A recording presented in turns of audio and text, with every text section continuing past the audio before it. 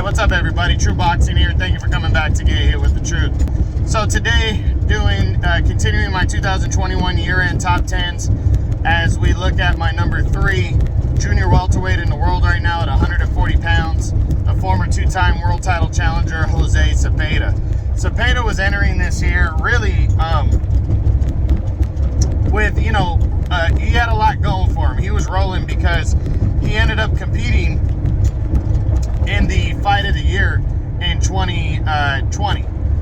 His war with Ivan Baranchyk, which was one of the best fights I've ever seen. If you're looking for all action and knockdowns and knockouts, it was fucking great. He went toe-to-toe with Baranchyk, and they traded 8 knockdowns between each other.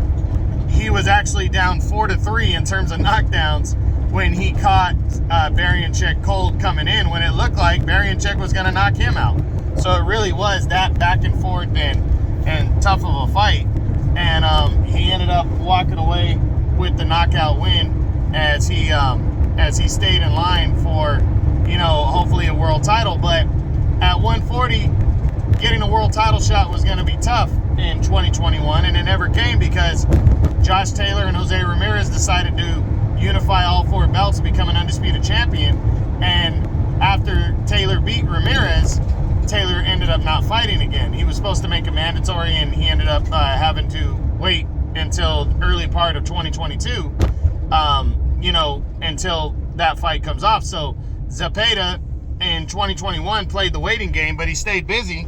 He took on former world title challenger Hank Lundy, and they ended up, a lot of people thought he should have wasted Lundy, but to be honest, I think he was still feeling the effects a little bit of that all-out war, and maybe he was overlooking Lundy because he just kind of got a workman-like 10-round unanimous decision in that one. But he followed it up with a big showdown with Josue Vargas, who was an undefeated prospect on the rise, and actually a lot of money got put on Vargas to where Zepeda ended up being the underdog going in, the betting underdog, if you can believe that, going in. And I love the line that he told Vargas as there was a lot of shit being talked, a lot of bad blood at the press conference, but I love the line that he told Vargas. There's levels to this.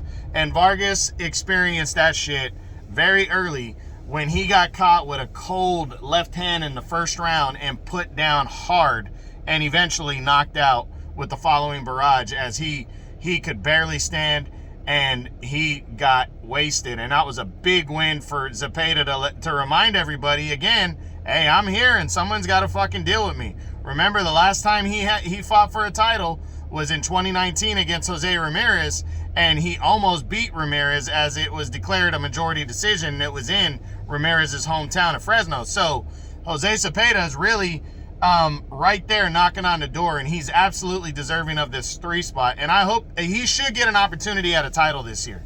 But let's take a look at his stats real quick. He remains tied for third. He's 32 now, so he's trying to strike right now while the iron's hot. He's 35-2 with 27 knockouts, and he's the WBC's number 2 contender, and I really believe he is deserving of the top spot. So I would love to see, if Ramirez beats Pedraza in February, I'd love to see a rematch between these 2 guys to fight for the vacant belt later on in the year, to determine the new champion, because Josh Taylor, I'm not sure how long he's going to be allowed to hold all 4 titles after his defense against Jack Catterall. I'm not sure if he's going to be allowed to hold on to all 4 titles for very long, or if the mandatories are going to come through. But Zepeda's been a top-tier opponent and waiting around for his shot, too, for a while now. So we're going to see what happens. But Jose Zepeda should be getting a title shot at some point this year and should be able to move forward with bigger fights once he does. But I'm really looking forward to seeing the opportunities that Zepeda gets in 2022, because I think he's good enough to be a world champion finally, so we'll see. But that's it. That's the 2021 year-end top 10s, continuing with my number 3 junior welterweight in the world right now, the former 2-time world title challenger, Jose Zepeda. All right, guys, hope you enjoyed it. True Boxing, you've been hit with the truth.